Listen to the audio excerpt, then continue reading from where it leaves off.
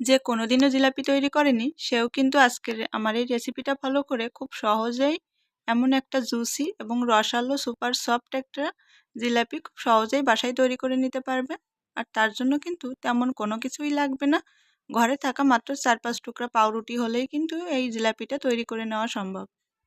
Hello viewers, welcome জানাচ্ছি শ্রুতি healthy কিচেনে। আজকে আমাদের রেসিপিতে থাকছে পাউরুটির জিলাপি। আর পাউরুটি জিলাপি তৈরি করার জন্য প্রথমেই আমি 5 টুকরা পাউরুটি গুঁড়া করে নিয়েছি। আর এখন দিয়ে দিচ্ছি 2 চা চামচ পরিমাণে সুজি। আপনারা চাইলে সুজিটা নাও দিতে পারেন।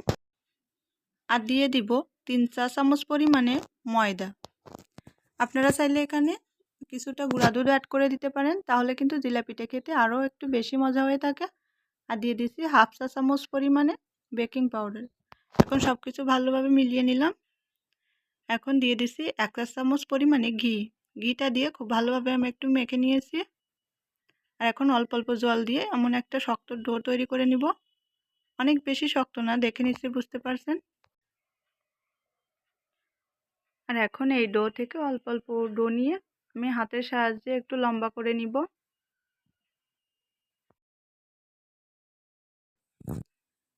আর এটা একটু দেখে বুঝে নেবেন যে আমি কিভাবে করে জিলাপি শেপগুলো দিয়ে নিচ্ছি।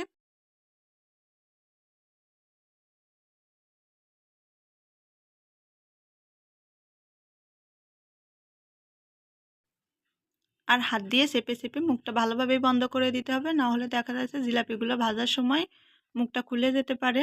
আপনারা চাইলে কিন্তু সাইডে একটু জল লাগিয়েও মুখটা বন্ধ করে নিতে পারেন। আমি একইভাবে করে সবগুলো জিলাপি তৈরি করে নিব। আর এদিকে জিলাপির শিরা তৈরি করার জন্য আমি এখানে দিয়ে দিয়েছি 1 কাপ পরিমাণে চিনি, আর দিয়ে দিয়েছি 1 কাপ পরিমাণে জল, আর দিয়ে দিয়েছি খুবই সামান্য পরিমাণে একটু এলাচ গুঁড়া। এখন সব কিছু ভালোভাবে একটু ফুটিয়ে নিব।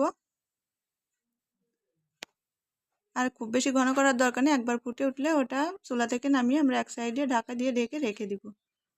আর এখন এই যে আমি সবগুলো জিলাপি কিন্তু তৈরি করে নিয়েছি।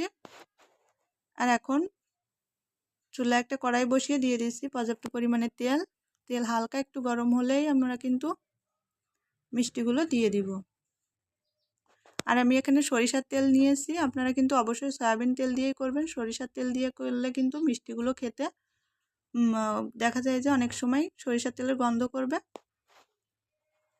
তো আমি কিন্তু এরই মধ্যে চুলাটা স্লোতে রেখে মিষ্টিগুলো ভেজে নিয়েছি। এখন একইভাবে বাকি মিষ্টিগুলোও ভেজে নিব। চুলাটা অবশ্যই লোতে রেখেই ভাজবেন, নাহলে কিন্তু খুব দ্রুত কালার চলে আসবে। আর মিষ্টিগুলো ভাজার পরপরই আমি কিন্তু সাথে সাথে চিনি শিরা এভাবে করে দিয়ে দিব।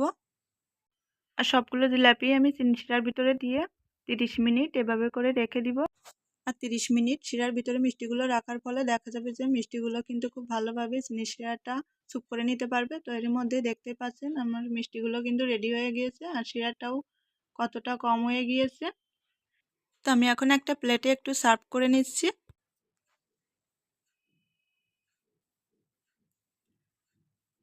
আর রসটা দেখে নিশ্চয়ই বুঝতে পারছেন কতটা ঘন হয়েছে।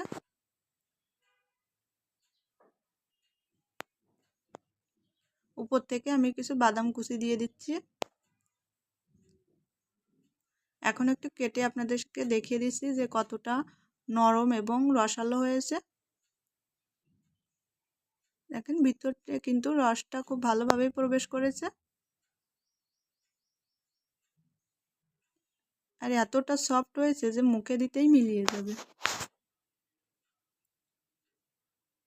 তো দেখে নিলেন কত সহজেই কিন্তু এই জিলাপিটা তৈরি করে নেওয়া যায়। আর খেতেও কিন্তু খুবই মজা হয়ে থাকে।